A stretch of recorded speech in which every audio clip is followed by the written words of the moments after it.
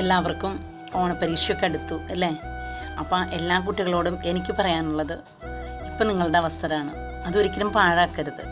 കാരണം ഇന്ന് പോകുന്ന ഈ ദിവസം ഇനി ഒരിക്കലും നിങ്ങൾക്ക് തിരിച്ചു കിട്ടില്ല.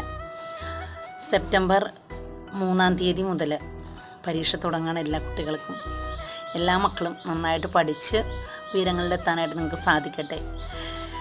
ആദ്യത്തെ പരീക്ഷ കഴിയുമ്പം കുറച്ച് മാർക്കേ കിട്ടത്തുള്ളൂ, എങ്കിലും നിങ്ങൾ നിരാശപ്പെടുകയൊന്നും ചെയ്യരുത്.